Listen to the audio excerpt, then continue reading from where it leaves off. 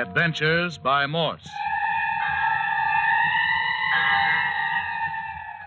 Carlton E. Morse presents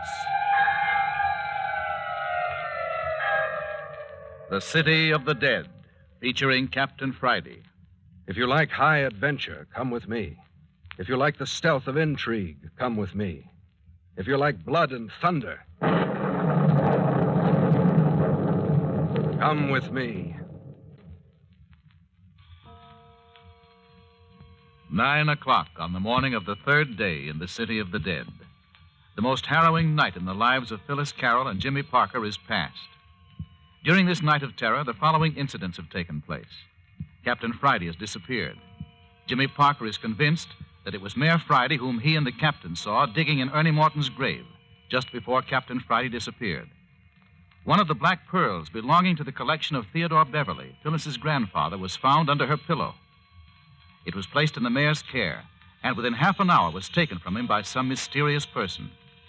Then, in conclusion, the inmates of the mayor's cottage, including Jimmy, Phyllis, old Dr. Tuner, and the mayor, watching the dawn break from one of the windows, saw old Clawfoot captured and carried off by someone unrecognizable in the dim light.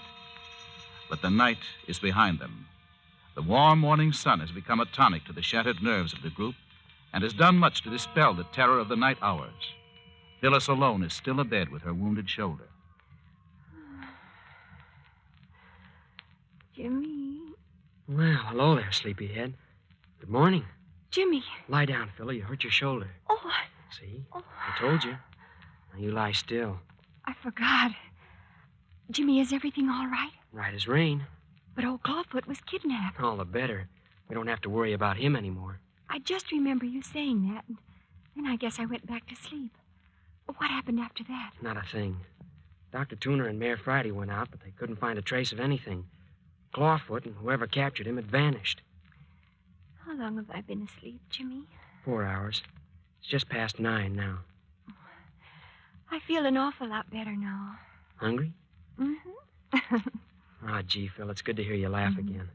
It seems ages since we've had anything to laugh at. Well, things are going to be all right now, aren't they, Jimmy? I don't know, Phil. I hope so. What's the matter? Has something else happened? No, thank heavens, no. But everything is just as mixed up as it was last night. Just doesn't seem so bad in the daylight. Oh. And, Phil... What is it, Jimmy? I hate to tell you. I suppose I ought to. Oh, of course you should. Everything. Well, the mayor called up the police station in the city this morning. Jimmy. I tried him to try to get him not to do it, and so did Dr. Tuner. Well, does that mean we've got to go to jail? I don't know. I didn't hear what he said on the phone, but, well, you know how he feels toward me. Well, don't you worry about it. I know you haven't done anything. They can't lock you up. They can't. I know. They can make it awfully hot for us, Phyllis. We did dig in Ernie Morton's grave, and the next morning Bert Arnold's body was found buried there. How can we possibly prove that we didn't murder Bert? Where are Dr. Tuner and the mayor now? Well, the mayor's gone down into the City of the Dead. Dr. Tuner was out in the kitchen just a minute ago. I suppose he stepped outside. Anyway, Jimmy, if the police do come, we won't have to spend another night in this terrible place. We wouldn't anyway. Oh, I hate Mayor Friday. He's been antagonistic toward us ever since we first came here asking for help. He's got an awful guilty conscience or something. Do you suppose he's been looking for the pearls himself? That would explain why he'd be jealous of us. Dr. Tuner must be in on it, too, then. Oh, no, I'm sure he's not. He's so friendly and gentle. I don't think he knows anything about what the mayor's been up to. How could he help it? Hasn't he been coming down to the City of the Dead for the last 20 years to visit his old patients buried here, he says? Yeah, and I reckon that's the truth, too, son. Hey! Dr. Tuner. How long have you been standing there listening? No, Parker. Ain't no use to get all worked up on a nice sunshiny morning like this. Well, just the same, you had no business eavesdropping. Parker, I reckon you've got a lot to learn. It ain't always the best policy to jump at conclusions.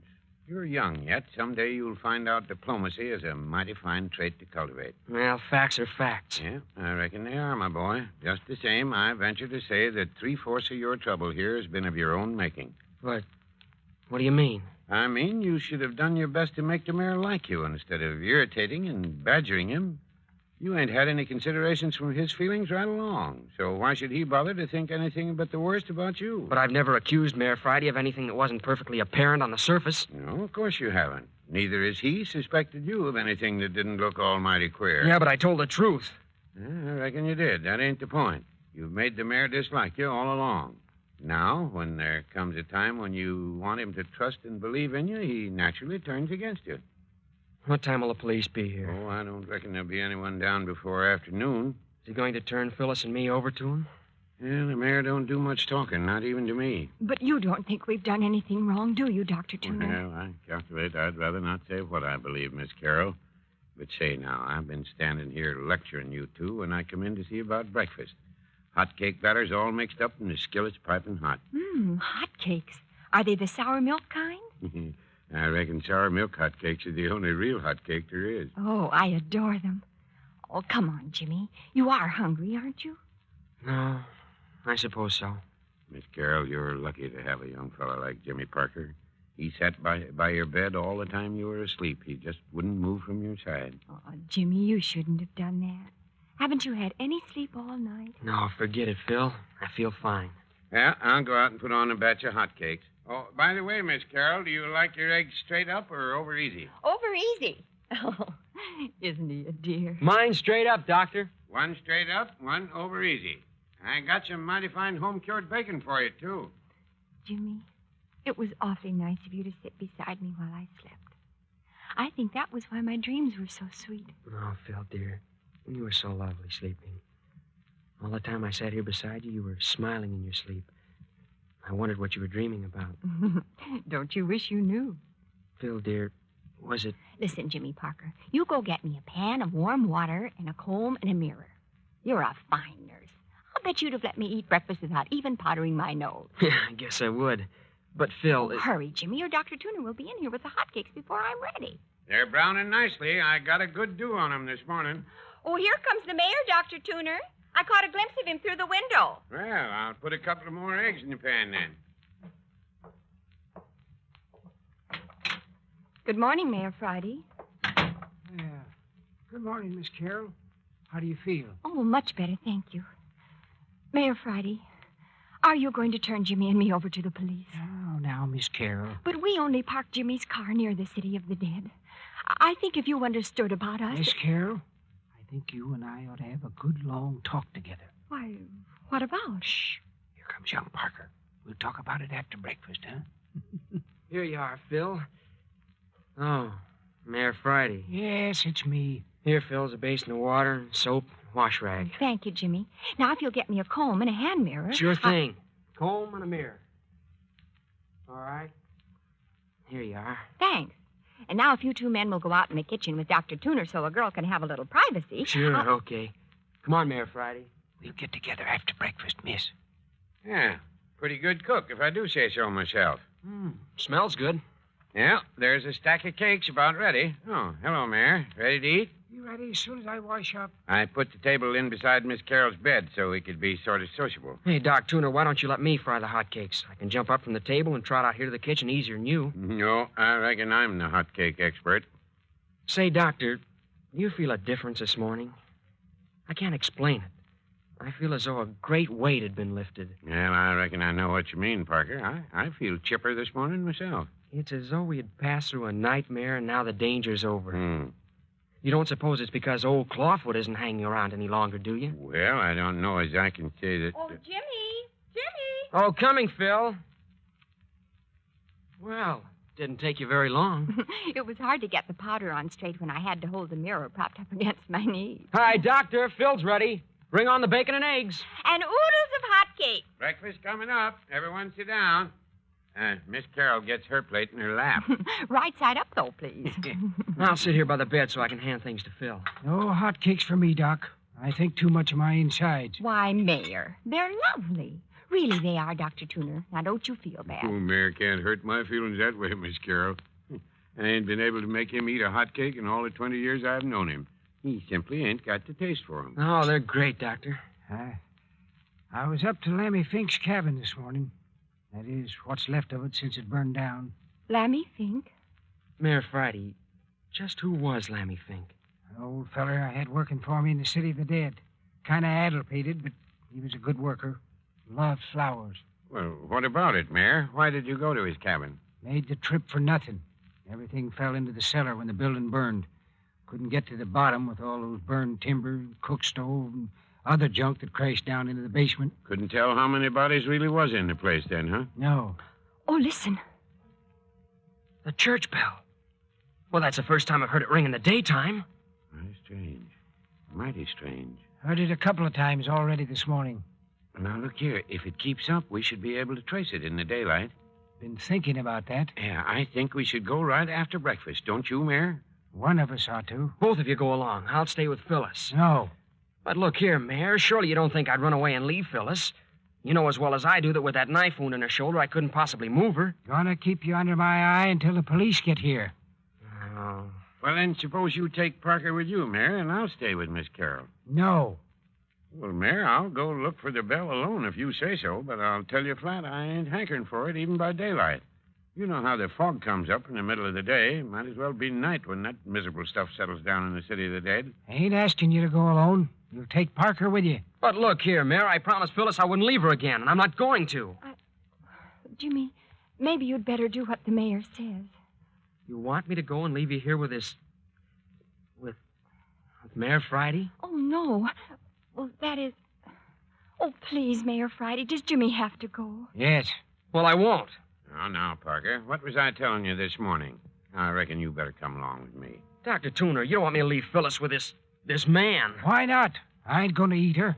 And if I should leave Phil and if anything should happen, I'd never forgive myself. Well, I reckon the mayor's just as capable of looking out for Miss Carroll as you or me. Yeah, but look here. If I can't stay with Phyllis, why don't you stay here, Dr. Tuner, and let Mayor Friday take me to look for the Phantom Bell? No. You're gonna do what I say. Well, I guess it'll be all right, Jimmy. You go along with Dr. Tuner. Something's wrong. Why do you want to separate Phyllis and me? Oh, now, Parker, nothing's wrong. Look here, young fella. I'm gonna tell you something for your own good. The quicker you learn not to suspect the people around you, the better you'll get on in this world. You're keeping something from us. No matter what you think, Parker, you're going out with Doc Tuner, and that's final. Supposing I refuse to go. You haven't got a chance of refusing. You're going with Doc Tuner even if he has to walk behind you with a gun. Oh, please, Jimmy. I'll be all right. Honest, I will. I don't like it. Well, I reckon you're Hello, what in Tunket made that shadow? Where's the sun? Gone behind a cloud, I suppose. No, it ain't. It's a fog coming in. What, already? Saw it coming from way off when I was up at Lammy Fink's cabin. Yeah, looks as though we're going to hunt that church bell in the fog. Shouldn't have no trouble if it keeps her ringing the way it has been. Oh, dear. And I was feeling so much better. More hotcakes, Parker? No, no more. What about you, Phil? No, thank you. Mighty skinny appetite. Well, if everybody's finished, let's just carry the table back into the kitchen. Grab a hold there, Mayor. Yeah. As soon as we get the dishes stacked, Parker and I'll go on down to the old church. Look here, Phyllis. If you're afraid to stay here alone with Mayor Friday, you just say the word and I won't go. That gun business is all hooey. Dr. Tuner wouldn't shoot anybody. No, Jimmy. You go ahead. It'll be all right. Really, it will. Only, well, I wish this fog wasn't settling down on us again. It makes me cold inside just to think of it. Listen, Phil. I found this knife out in the kitchen. Jimmy! It's the one you were stabbed with. Oh, take it away. No, Phil. Take it under the cover with you. Oh, no. I don't want it. Don't let Doc or the mayor hear. Please take it. Hide it under the covers. I'll feel a lot better if I know you've got something to protect yourself with. I hate the sight of it. It's a terrible weapon. You'd be glad enough to have it if you were fighting for your life. What do you mean? Oh, nothing. Nothing really, Phil. Only, well, here, take it. All right, but... Why, what an ugly handle. Quick, put it under the covers and don't tell anyone. Oh, I hate it. There. Now, if anyone gets funny, you can carve your initials on him.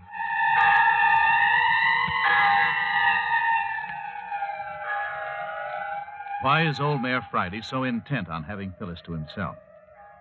What is it that Jimmy fears for her? And beyond all else, what will Jimmy and Dr. Tuner find in taking up the trail of the Phantom Church Bell? And the missing Captain Friday? But more of all that in just a moment.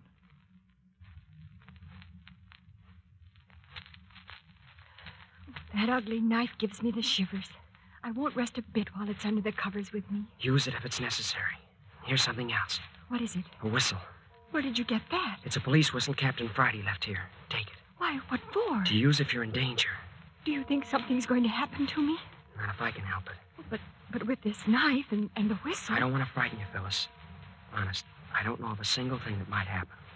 But, well, you know what a time we've had so far. Yes, I know. When you take this whistle, if you get suspicious that things aren't going right, or you become frightened, you just blow this police whistle as hard as you can. You'll be surprised how far it'll carry. Do you think you could hear it anywhere in the city of the dead? I think so. Anyway, we won't be out of range of it very long. That does make me feel safer. To know that I can call you. Shh, watch it. Now, Parker, get your hat and let's get started before the fog settles too thick among the tombstones. All right. I'll be right with you. Now then, Miss Carroll, don't you worry. You aren't in any danger, and nothing's going to happen while we're away. You just see if you can't get a lot of sleep today. If everything goes as it should, you'll be up and walking around another day or two. You're sure I'll be all right, Dr. Tuner? Of course you will. Well, don't be gone too long, will you? Oh, I don't reckon we'll be out any longer than we can help. Mayor, you're going to take good care of Miss Carroll now, ain't you? I reckon me and Miss Carroll are going to get on right smart, ain't we, miss? Oh, yes. Yes. Me and her got a lot of things to talk about. Well, don't get so interested talking you forget about your job as nurse, Mayor. Well, I'm ready, Dr. Tuner. All right, Parker. Goodbye, Phil. Remember, don't take any chances, will you? No, Jimmy. I promise. Come along, Parker. Come along.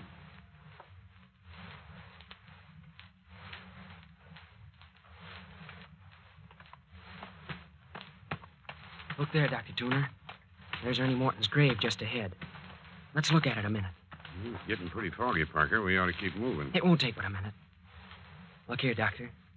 See, this is where Captain Friday and I were lying just before he sneaked over to the grave. You can still see the impression of my body in the grass. Looks so, all right, son. Of course it's so. If that bell keeps ringing like this, we shouldn't have any trouble following it. Look here at the grave, Doc. Oh, come along, boy. Come along. But I want to prove to you that the grave was opened last night. Yeah, how will you do that, Parker? Here. Look at this piece of sod turned upside down. Yeah, what's that prove? Look. The grass is still fresh and green when I turn it over. If that sod had been lying bottom side up since Captain Friday opened the grave 3 nights ago, the grass would have wilted, wouldn't it? I reckon you're right, son. Of course the grave was opened last night. You know what I think? Well, come along. You can talk as we're moving along. I think that it was Mayor Friday himself digging in that grave. Well, that ain't nothing new. You've been intimating that that's what you thought right along. Well, I never came right out and said it before. Yeah, there's the old church looming up down there through the fog. We must be getting near the bell. Doesn't sound much closer, though. What sort of woods are those behind the church? Oh, hardwood, mostly. Oak and beech, I reckon. Shall we go on down to the church and make that our starting point? All right. Hey, what do you keep cocking your ears back toward the house for, Parker? You can't hear anything down here. Don't know. Thought I might. That's a queer thing to say. What do you expect to hear this far off? Oh, never mind. Well, where are we going to look for this bell? Well, I reckon the best thing we can do is sneak down there alongside of the church and just sit and wait till we hear it. That'll give us a clue to work from. Yeah, but we might sit all day. Hey, there you are now. Listen. Hey, gosh, can't tell anything about it, can you? Don't seem to come from any direction at all. That's a fact. Listen. Seems to be coming from the church, don't you think? Well, it ain't possible. The mayor and I gave the place a good going over, and so did Captain Friday. And the bell ain't in the ruins. Listen. Stopped again. Look, Parker, I've sort of had an idea that bell might be out there in the woods in back of the church. What do you think? Well, maybe. Sounded in the church to me. Well, now, just supposing it was hanging out on a limb of a tree in the woods and was swinging free. The wind could blow it or rock the tree, and it'd ring soft-like off and on, just like it has been. But what would a bell be doing up in a tree? There ain't any explaining a good many things down here in the city of the dead these days. Why these long waits between the ringing? Sometimes it's been hours. Well, perhaps there hasn't been enough wind to ring it. Well, there's as much breeze now as there was a moment ago when the bell was ringing, and that isn't any. Well, there she goes again. Now, listen careful and try to place the direction the sound's coming from. Just the same as before. I'd say the church. Does sound so. But it can't be, I tell you. Still, if it was out in the open, we ought to be able to walk right straight toward where it's ringing. Well, are we going to stand here all day, or are we going to scout around and see what we can find? Yeah, this damn burn fog would have to come down just now. Danged if I know which way to turn. Look here, Dr. Tuner. Let's go inside the church and listen. Maybe we'll get some clues that way. Might as well, I guess. Ain't no good standing around out here getting fog in your ears and throat and down your neck. The pesky stuff. Up in San Francisco, I rather like the fog. This is miserable stuff down here, all right. I've hated it ever since I can remember. Decayed atmosphere, that's what fog is to me. A nice day that's begun to rot. That's a pleasant thought. Can't help it. I always get the grumps and the creeps and the sniffles in the fog. Worst nightmare I ever had was about fog. Well, here we are. We might as well go in.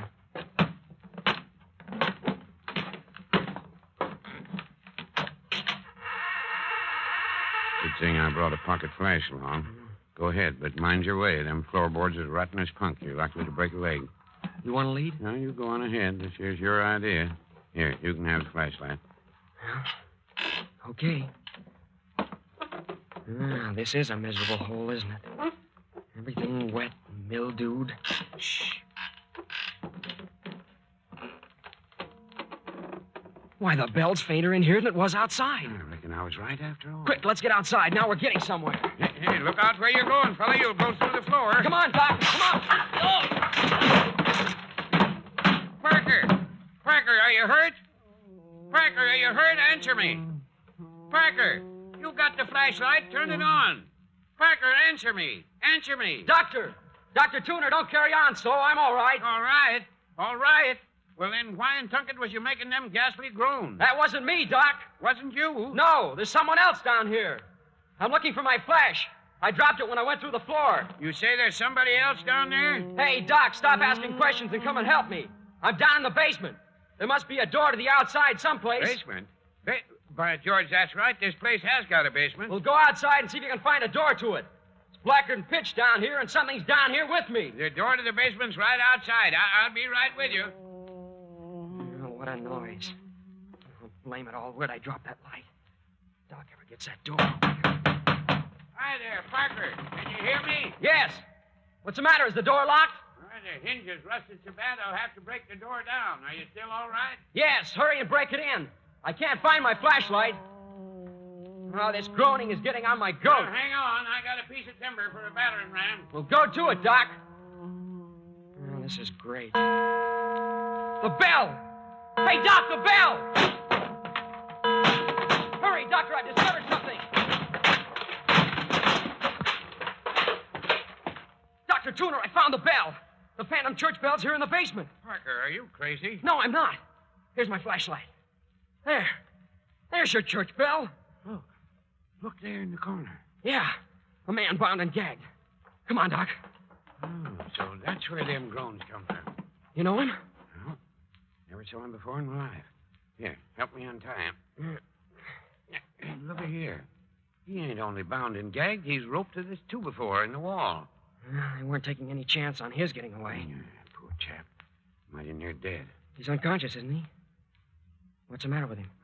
Looks mostly like starvation, but there's a bad lump here on his head. We'll have to carry him up to the house. Yeah, and mighty quick, too. He'll die on our hands. His heart ain't showing much signs. Stand aside, Parker. Look here at this old bell, Doctor. Standing here on its rack. Just swings clear of the floor. I can't figure out what made it ring, Parker. I've got it. This man was ringing it. It was the only way he could call for help. Look here, Doctor. See, he was tied to this 2x4. When he stretched out his bound feet just as far as he could reach, the tip of his toe would just touch the rim of the bell. He'd give it a shove, and the bell would ring a few strokes. Why, criminy, Parker. And then he'd probably have long spells of unconsciousness on account of this crack on the head. That'd account for the spells of silence. Now then, you ready? There, you take his shoulders, and I'll take his knees here. All right. Let's go. Careful. Bump his head on the door, Jan. Yeah, all clear. What'll we do? Leave the bell as it is? Sure, Parker. Ain't nobody gonna touch it. Just strike off through the tombstones and keep on the grass. It's easier walking. Poor guy. Looks more like a corpse than a living man. Yeah, so that was the answer to the phantom bell. No wonder we couldn't locate where the sound was coming from. By the time it got outside the cellar walls, the sound was so broken it seemed to come from everywhere. Funny you or the mayor didn't think of looking in the basement when you came down here 3 nights ago. Yeah, is it? Did you think of looking in the basement for a ringing church bell? Had to fall right in on top of it before you got the idea, didn't you? Just call out if you want to rest. Now, he's not heavy. Well, if we knew as much about old Clawfoot as we do about the bell... The whistle! That's Phyllis! Hey, don't drop the man. It's Phyllis, Doc! Something's happened to Phyllis! Hi, Parker, come back here. Something's happened to Phyllis! Don't you hear the whistle?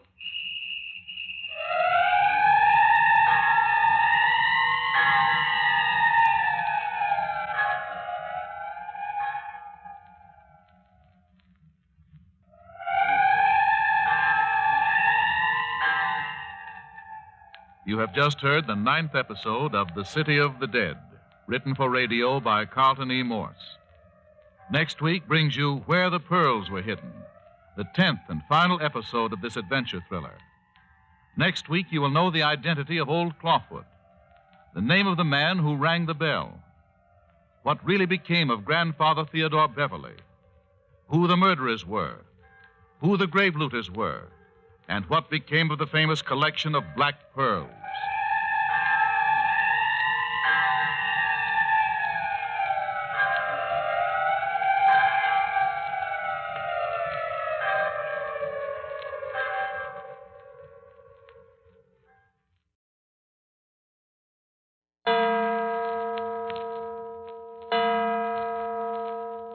Adventures by Morse.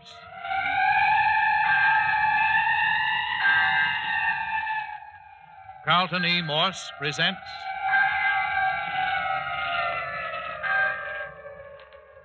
The City of the Dead, featuring Captain Friday. If you like high adventure, come with me. If you like the stealth of intrigue, come with me. If you like blood and thunder, come with me. 2 o'clock on the afternoon of the 3rd day in the City of the Dead. A drenching wet blanket of fog still lays upon this old abandoned cemetery. In our last episode, Jimmy Parker and Dr. Tooner had gone down into the City of the Dead in search of the phantom church bell, leaving Phyllis Carroll alone with Mayor Friday. Jimmy tried to prevent this arrangement, but was unsuccessful, and so at the last minute he slipped Phyllis the knife with which she had been stabbed 2 days previously, and a police whistle.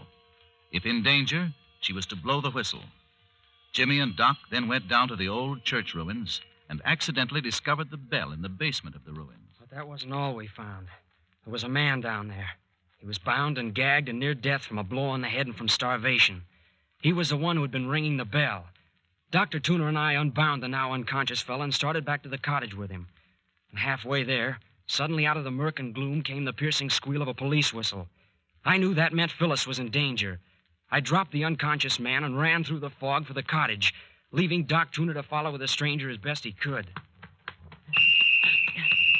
I'm coming! I'm coming, Phil! Oh, I was a fool to leave her with Mayor Friday. There's the house. Phil! Phil, I'm coming! I'm coming! Phyllis!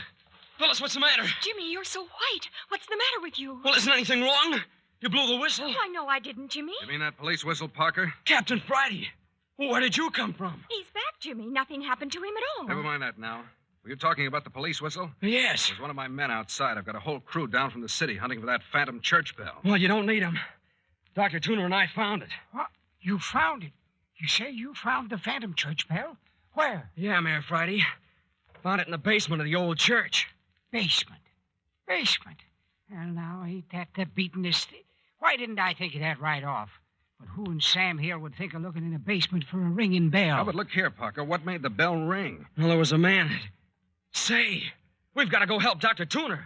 He's got a dying man down there in the City of the Dead. I left him alone when I heard the whistle. A man? Who is it? I never saw him before. Neither did the doctor. You say he's dying? Well, that's what Dr. Tooner said. Well, come on, Parker. I want to see that man. Well, listen. Here he comes now. Captain Friday, now where in Tunket... Never mind that now, Doc. What'd you do with the man? I reckon you won't need him any longer. Of course I do. I want to question him. Can't question him, Captain. He died back yonder while I was fetching him up. Died? Without saying a word? Unconscious for a few seconds. Gave his name, told me who he was and how come he was tied up, and then he died. Oh, the poor fellow. Well, who was he? Said his name was William Rogers. Said he was an employee of Cartwright, Hobson, and Cartwright, the attorneys who sent Miss Carroll here her letter about where the black pearls were hidden. There. That's the key to the whole story. That's what I've been looking for. Doc, did he say what he was doing down here in the city of the dead? Said he was looking for the black pearls. Why, the dirty, double-crossing son of a thief, he got what was coming to him. Them was his own last words, Captain. Said he deserved what he got. Did he say how he got information about the pearls? Yes, he said that 2 days before the letter was sent to Miss Carroll, it was taken out of the company vault and put in a special file. He had access to this file and made a practice of stealing information that he could sell. What a fine piece of jailbait he was. Cartwright will be tickled pink to hear about this. Well, that just about gives me a line on this whole affair. You mean you can explain everything now? Yes, Miss Carroll. It's a deuce of a mess, but I got it straight, I think. And you don't think Jimmy or I killed my cousin, Bert Arnold? Now, wait. Let's go back to the beginning of the whole thing.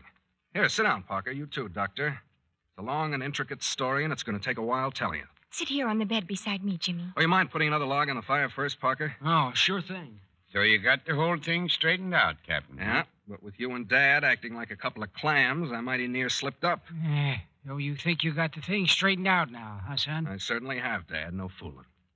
Oh, you all set, Parker? Yeah. Go ahead. Comfortable, Phil? Oh, yes, Jimmy. Well, as I said, to get the thing straight, we'll have to start way back at the beginning. You mean the night we caught these two youngsters sneaking out of the city of the dead? The night somebody shot at the mayor? No much further back than that, Doc. We'll have to go way back to the San Francisco fire in 1906. Oh. Yes, Miss Carroll.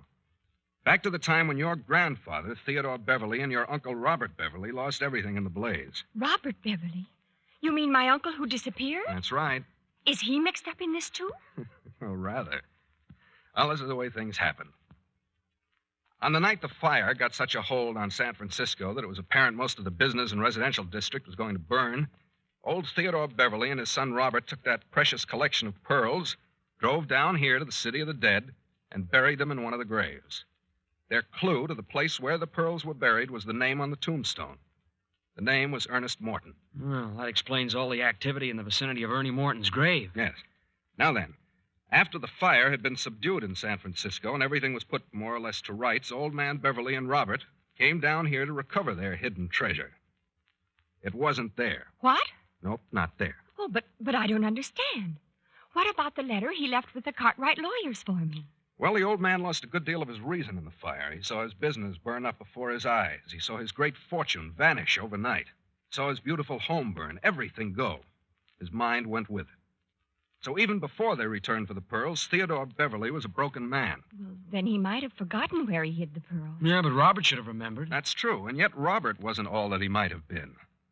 I'll have to say a little about him to explain. He was an unhealthy young man, had always been pampered, not too brilliant. In every way, a minus quantity. Almost subnormal, wouldn't you say, Dr. Tuner? No, I wouldn't say that. Just a fellow who'd never have to lift a hand to help himself. Absolutely at sea when thrown on his own. Well, there he is. Certainly he was thrown on his own after his father's fortune disappeared. And he was twice as helpless when his father lost his reason. Well, then the pearls may still be buried somewhere down here in the city of the dead? You're getting ahead of the story, Miss Carroll. Well, it was sometime during this period that old man Beverly made out those elaborate papers giving the pearls to you. He was obsessed with the idea that the pearls were buried in Ernie Morton's grave. That's the excuse for the papers. You see, Cartwright didn't know what the letter contained. They just filed it away to give to you on your 20th birthday as ordered. Oh. Now then, Doc Tuner didn't quite tell the truth when he said all his patients were buried in the city of the dead. Told all that was necessary. Well, perhaps for general knowledge, yes, Doc. But as a matter of fact, he had one patient left. It was Theodore Beverly. Oh, my grandfather. You were his doctor. One of my best friends before he lost his mind, Miss Carroll. Now then, for the next 3 or 4 years after the fire, Theodore Beverly and Robert used to make trips down here to the city of the dead to dig around for the pearls. It wasn't only the old man who was becoming obsessed with the idea that the pearls were still in the cemetery. Robert grew more and more peculiar. At first, the mayor here, who knew them both well, too, tried to curb them, but it was useless. Yeah, we'd have had to lock him up. Yes. It soon became apparent that either they'd have to be allowed the run of the cemetery or else they'd have to be locked up in an asylum. Oh. Doc and Dad here talked it over quite a long time. To put them away would have meant a tremendous scandal. So finally, after much thought, Dad built a little cabin back there in the woods and moved both of them in. Say, look here, Captain Friday. You're not going to tell us one of them was masquerading as Lammy Fink. Exactly what I'm saying. Robert Beverly and Lammy Fink are one and the same person. Yeah, but if you knew... I didn't know it, Parker, until I got on this case. I grew up as a kid down here thinking that Lammy Fink was no one else but Lammy Fink, an addle-pated gravedigger, and that the old man who lived with him was his crazy father, Old Fink. So Mother's suspicions were right. Grandfather wasn't drowned. No, not drowned. They just faded out of the world they'd always lived in and became mere shadows in the city of the dead. Their obsession concerning the pearls took a peculiar form. They set up a sort of guardianship over the city of the dead. They watched everyone who approached the cemetery like hawks. Everyone who came down here, they believed, were here to dig for their pearls. Yeah, never hurt no one. Just watched them until they left. That's right. Well, it got so they didn't do much digging themselves. The old man would grow uneasy about once a month and go out and dig like fury for a few hours. Dad here got so he could tell when a spell was coming on. After old man Beverly had worn himself out and had left, Dad would go down and fill up the hole and replace the turf. So that's how all those graves have been refilled so mysteriously. Remember, Captain, I told you the place where Phil and I had dug had been covered up.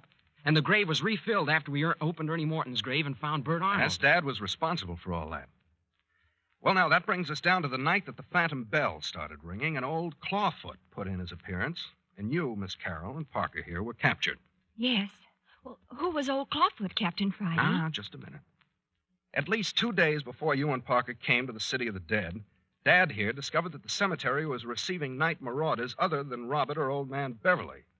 He called Dr. Tooner down the second day, and things had just about reached some sort of a mysterious climax when you two kids walked onto the scene. Dad and Doc naturally thought they'd finally caught the guilty parties, and they locked you up. They didn't call the police because they feared giving away the Beverly secret, which they dreaded doing after all these years. So they just locked us up. That's it. But they were curious about this phantom bell. They went down to the old church and found that new rope hanging from the ceiling.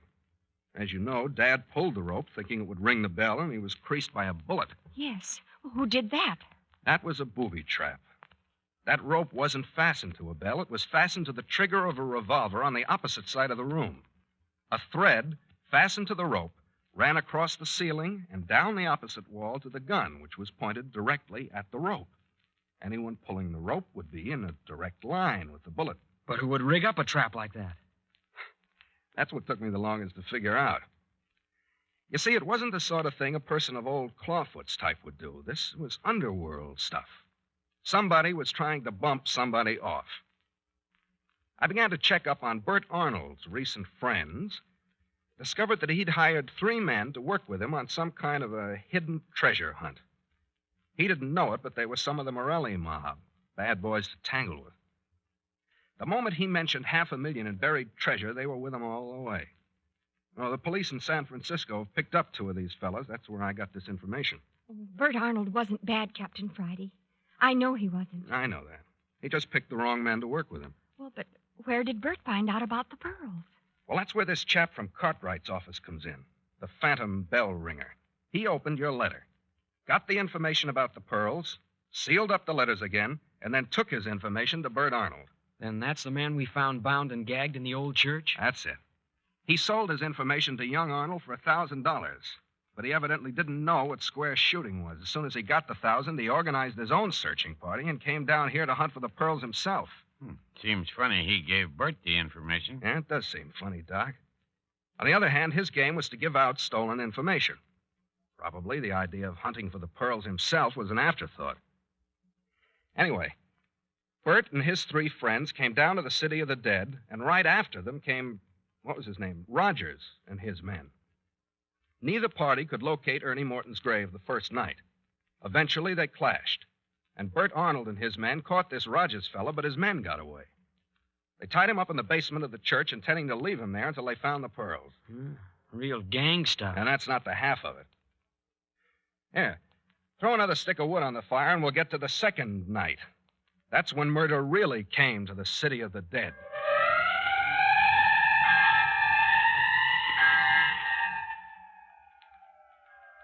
Slowly, the skein of intrigue and desperate action is beginning to unwind.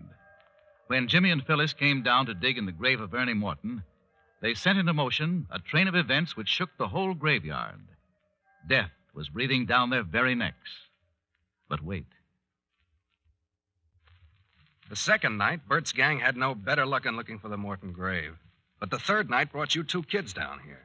You went directly to the grave. How did you find it? Well, there's a map in the City of the Dead with all the plots named on it in the recorder's office in the City Hall up in San Francisco. We found it on that before we came down. You don't say. Well, you're not so dumb. Oh, and now to get back to the gun trap in the church.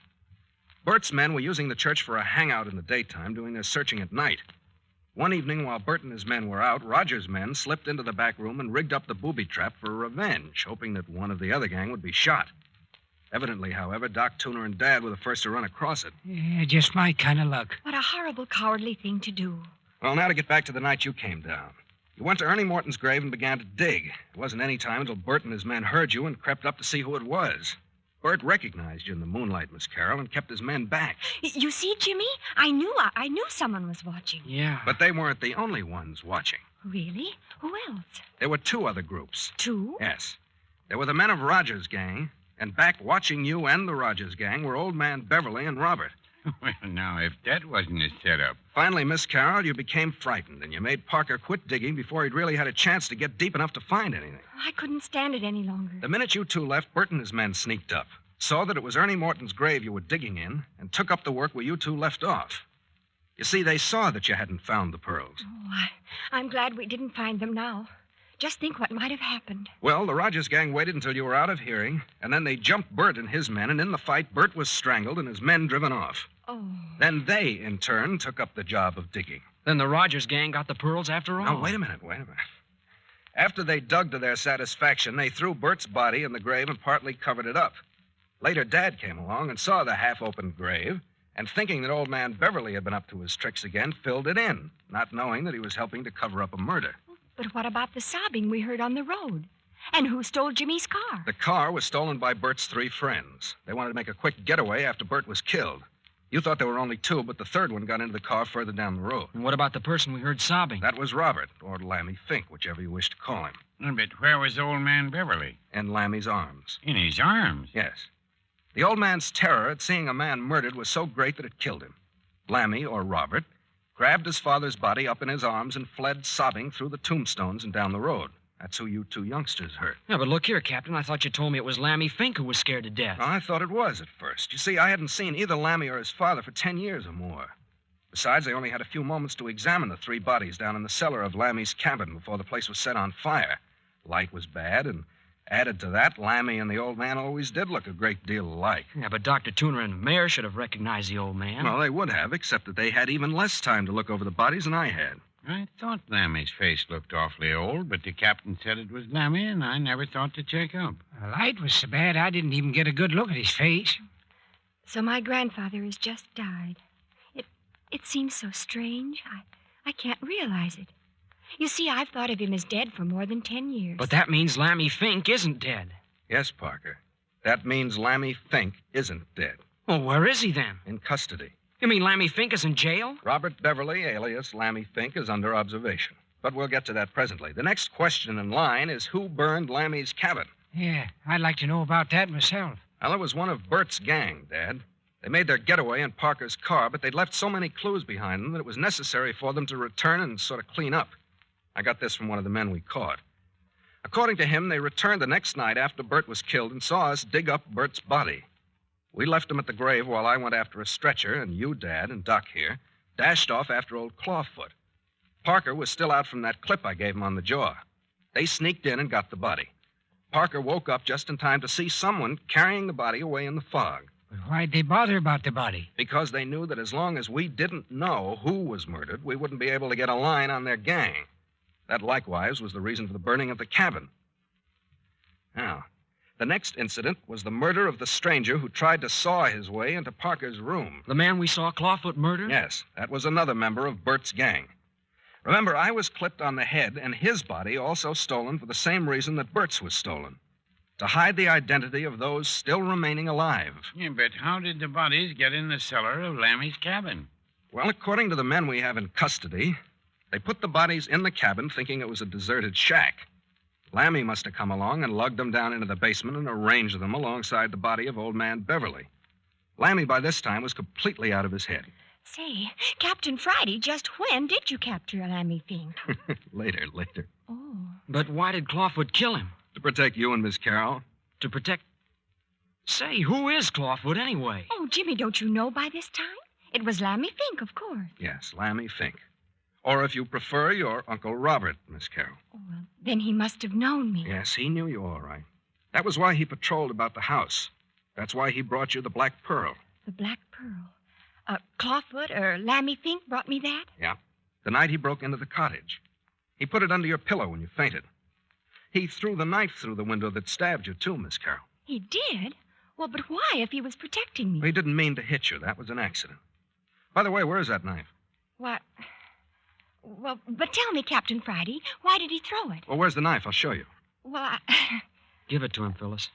Well, Well, what's it doing there in bed with you? I gave it to her for protection when I had to leave her. Oh, you did you? Thought I was going to murder her, I suppose. I'm sorry, Mayor Friday. Honest, I am. I shouldn't have suspected you, but... Well, I had to do everything I could to protect Phil. I think I understand, boy. Forget it. Well, look here at the knife. See here how the handle screws off the blade? Oh, what's inside? There. The Black Pearl. Not the Black Pearl, Miss Carroll. A Black Pearl. But I don't understand. Well, it's simple. Old man Beverly kept 2 of the pearls out of the collection for some unaccountable reason. And the old man died, Lammy fell heir to them, and he was trying to give them to you. He was highly unsuccessful both times he tried. The first time he almost stabbed you to death. The second time he nearly frightened you into fits. Say, I reckon while we're on the subject of that visit, I want to know how the mayor here got out of that bedroom when he was locked in. Oh, that? Yeah, that. Well, the mayor had slipped out of the house hours before. I didn't know where he was or what he was up to, but I didn't want the rest of you to know he was out and increase your suspicion. So I pretended he was asleep, and I locked the door. Well, I'll be dead, Burns. So it was you, Mayor, who was digging in Ernie Morton's grave at the end of the trail of bones. No, Parker, Dad wasn't digging in the grave. He was just filling up the grave that Robert Beverly, alias Lammy Fink, alias Clawfoot, had opened. It was getting battier and battier. The opening of the cottage door and dropping that skeleton inside was one instance. The scattering of his bones through the city of the dead was another. And finally, he gathered them up again in a sack and left them on the porch. But I want to know what became of you, Captain Friday, while I was lying behind that tombstone. Well, you have got an explanation coming. I saw it was Dad in the grave. I didn't want you to see him. So I made you lie flat, and then I sneaked out and took him away. After you'd gone back to the cottage, Dad finished filling up the grave and then returned to the cottage. So that's how it was. And about that gold pencil you had, Mayor. Go ahead and explain it, son. Well, when I caught Dad in the grave, I had him in a tight place. So I made him sit down and write out the whole story, most of the story I've told you. He'd been trying to cover up for the Beverleys, but I made him give me the lowdown then and there. Anyway, he borrowed my gold pencil and then stuck it in his pocket. That's how that happened. I hear you tried to lie out of it, got caught, Dad. No. Doesn't pay to lie if you aren't good at it. Now then. But who jerked the mayor in my bedroom and robbed him of the other Black Pearl? Now, here, just a minute. Yeah, here it is. Here's your other Black Pearl. Then it was you in there. Yes, I needed that pearl. But I didn't choke Dad to get it, and I didn't take it away from him. He gave it to me. Well, I had to tell some story. You didn't want him to know the truth. That's right. You see, folks, I wasn't getting anywhere working in the open, so I decided to disappear and keep my eyes on things from cover. Didn't take long to get to the bottom of things that way. Was it you that kidnapped Clawfoot out in front? Yes. Did you see that? Well, partly. It was still so dark we couldn't see who it was. It was I. Say, what made him make those horrible noises? Why didn't he talk? I rushed into the city and an examination was made. His throat became paralyzed, evidently, the night he saw Bert Arnold murdered. It was a condition paralleling his mental state. All he could do was wail. Oh.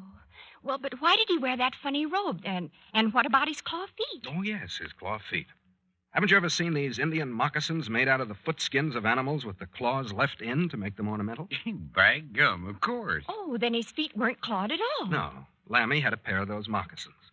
He lost all of his clothes. When the cabin was burned, he didn't even have a coat. It was awfully cool. Dad had some sheets out on the line airing, and Lammy stole one of them to wrap himself in. Oh, the poor thing was just trying to keep warm. That's all. He wasn't the least bit interested in being ghostly. Well, isn't that the limit? About explains everything, too, I guess. Well, there'll be points coming up from now on, but that covers the most important phases of the case. Yeah, but look here, you haven't even touched on the most important thing of all. Yeah? Yes. What's become of Theodore Beverly's collection of black pearls? Oh, the black pearls. Well, my dear Parker, the pearls are waiting for Miss Carroll up in a strongbox in the Civic Center National Bank, where they have been ever since the fire of 1906. What's that? You mean to say those pearls never were buried down here in the City of the Dead? Yes, they were. When the fire started, the pearls were buried here. But after it had been checked, old man Beverly came down here alone, dug them up, and deposited them in the bank. Right after that, he lost his memory. He remembered burying them originally in the City of the Dead, but he forgot all about coming back here for them and putting them in the bank. You don't say. Carmine, how did you find that out? Well, at dawn this morning, I rushed Lammy to the city, and the whole story came out in the first editions of the paper about me having 2 of the collection of the Beverly pearls and all that. Well, the bank saw the story and called me. They had the rest of the pearls. They had an order to deliver the pearls to Miss Carroll on her 20th birthday. They did? Well, why didn't they do it then? Because the old man had made a mistake of a month in her age. The bank would have automatically delivered the pearls to you, Miss Carroll, next month. You mean to say that I'm worth $500,000? Exactly that. Oh, golly. Well, Jimmy, now you've just got to marry me. Hey. Yes, you do. A girl with that much money needs protection. Well, if you insist. Oh, darling. And you're all invited to the wedding. Yeah, and we'll be there. Don't you think we won't? And you, Captain Friday? Well, I don't know. I've got some business that's going to take me out of town if I get back. What kind of business, son? Military intelligence, Dad. The government's put a finger on Skip Turner and me to do a job for them up off the coast of Canada. Oh, Skip Turner. One of my operatives in my agency. Off the coast of Canada. That sounds like smugglers. Well, I can't talk about it, but I can guarantee you there's liable to be plenty of death and destruction before we get through. There's some pretty lonely, wide-open spaces up in that country. And not all the animals go around on 4 legs.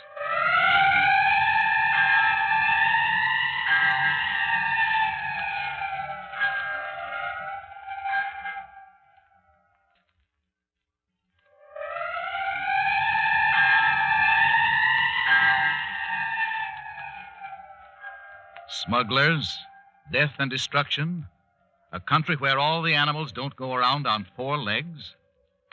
Next week, you will find Captain Friday and his sidekick, Skip Turner, fighting for their lives and for a very beautiful young woman when Adventures by Morse brings you the first episode of A Coffin for the Lady, a new Carlton E. Morse production.